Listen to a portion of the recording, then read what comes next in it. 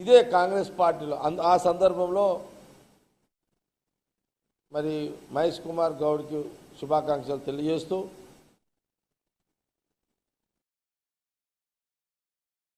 ఇప్పుడు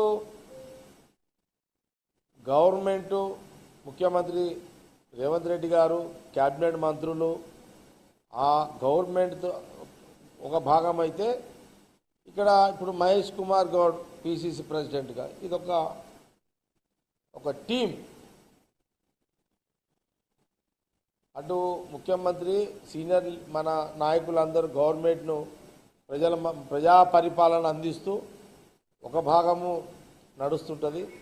ఇటు పార్టీ పరంగా మహేష్ కుమార్ గౌడ్ పిసిసి ప్రెసిడెంట్గా ఇక్కడ సీఎం రేవంత్ రెడ్డి గారిని అట్లాగే క్యాబినెట్ మినిస్టర్లని ఇక్కడ పార్టీలో ఉన్నటువంటి సీనియర్ లీడర్లని ఇక్కడ ఉన్న కార్యకర్తలను గ్రామ స్థాయి మండల స్థాయి నియోజకవర్గ స్థాయి నుంచి ఉన్న కార్యకర్తలని కోఆర్డినేషన్ గాంధీ భవన్ ఒక కోఆర్డినేషన్ చేసుకునే ఒక ప్రక్రియలో ఇదొక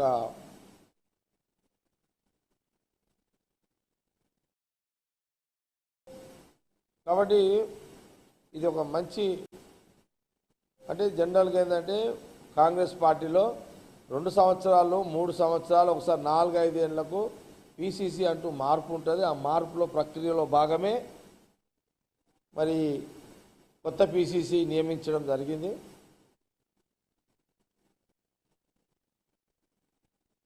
నేను కొన్ని సందర్భాల్లో వార్తలు కూడా వినడం జరిగింది. ముఖ్యమంత్రి గారు కూడా 3 ఏళ్ళు అయిపోయింది కొత్త పిసిసికి పెట్టండి అని వారు కూడా చెప్పిన సందర్భంలో నేను మీడియాలోనే చూడడం కూడా జరిగింది. ఇవన్నీ కూడా జోడీకరించి అందరి ఆలోచనలు జోడీకరించి మరి కొత్త పిసిసి మహేష్ కుమార్ గౌడ్ని నిన్న కేసీ వేణుగోపాల్ గారు ప్రకటించడం జరిగింది. మన అందరు కూడా తెలిసిన విషయమే.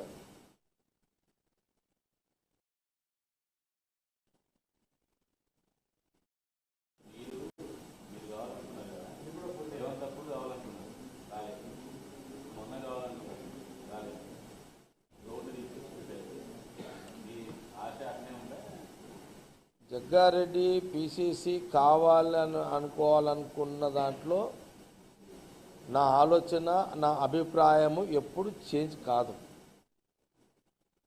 ఈ కాంగ్రెస్ పార్టీలో ఎవరికి ఎలాంటి ఆశ ఎలాంటి ఆలోచన ఉన్నా స్వేచ్ఛగా చెప్పుకునే అవకాశము ఈ దేశ రాజకీయాల్లో ఏ పార్టీలో లేని ఒక అవకాశం కాంగ్రెస్ పార్టీలో ఉంటుంది. అందుకే చూడండి బీసీలలో ఎవరికి పిసిసి కావాలనుకున్నా చెప్పుకునే స్వేచ్ఛ అనేక మంది చెప్పుకున్నారు. ఎస్టీలలో చెప్పుకున్నారు, ఎస్సీలలో చెప్పుకున్నారు, మా రెడ్డిలలో కూడా చెప్పుకున్నారు. కానీ ఏఐసి ఒక డిసిషన్ తీసుకున్నది. ఇప్పుడు రెడ్డి సామాజిక వర్గానికి ముఖ్యమంత్రి రెడ్డి ఉన్నాడు కాబట్టి ఇప్పుడు రెడ్డి పిసిసి అవకాశం లేదు అని 3-4 నెలల కింద ఒక లైన్ తీసేసుకున్నది పార్టీ అధిష్టానం. అందులో బీసీయా ఎస్టీయా ఎస్సీ మాదిగ సామాజిక వర్గం అనే చర్చ జరిగింది. అందులో ఇప్పుడు బీసీకి ఇచ్చిర్రు.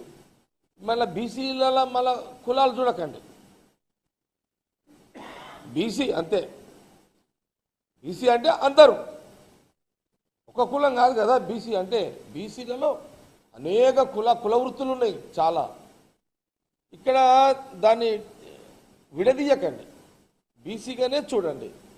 బీసీలో మళ్ళీ ఈ కులమా ఆ కులమా అనేది మళ్ళీ సపరేట్. బీసీగా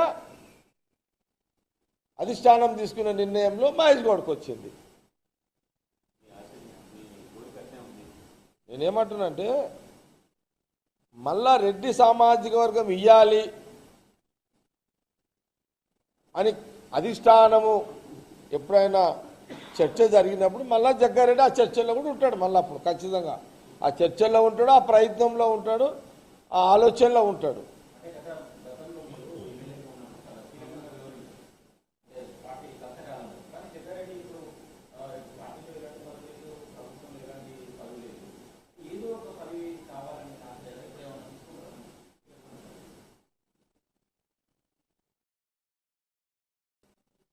కాంగ్రెస్ పార్టీలో జగ్గారెడ్డి చాలా హ్యాపీగా ఉన్నాడు.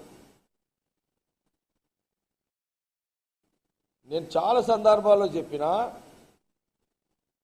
ఈ ఏ రాజకీయ పార్టీలో లేని ఒక స్వతంత్రము, ఏ రాజకీయ పార్టీలో లేని ఒక స్వేచ్ఛ, ఏ రాజకీయ పార్టీలో లేని ఒక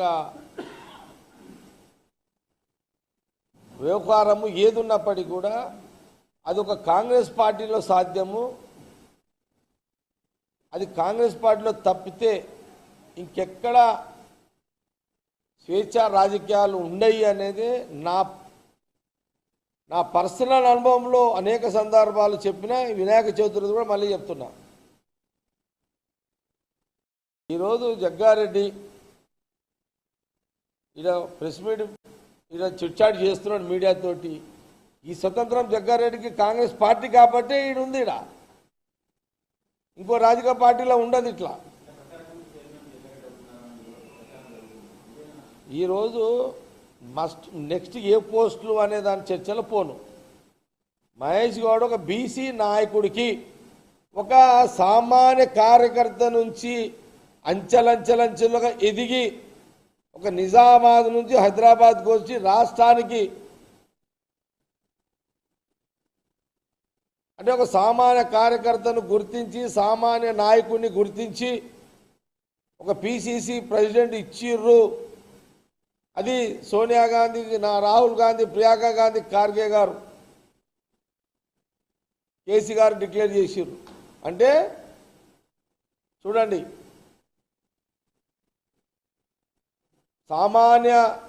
సామాన్య ఆర్థిక కుటుంబంలో నుంచి వచ్చిన ఒక సామాన్య బీసీ నాయకుడికి,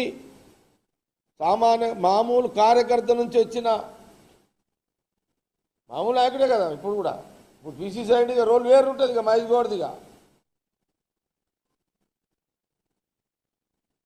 అంటే కాంగ్రెస్ పార్టీలో ఇలాంటి అవకాశం ఇక్కడ వచ్చింది. సపోజ్ ఇప్పుడు బీజేపీ ఉంది. బీజేపీలో ఎవరికి ఎప్పుడు వస్తుందో తెలియదు. బీజేపీ స్టేట్ ప్రెసిడెంట్ కావాలంటే ఎప్పుడు వస్తుంది తెలియదు, ఎప్పుడు పోతుంది తెలియదు, ఎప్పుడు ఉంటుంది తెలియదు. ఇక ప్రాంతీయ పార్టీ బీఆర్ఎస్లో అయితే సింగిల్ మ్యాన్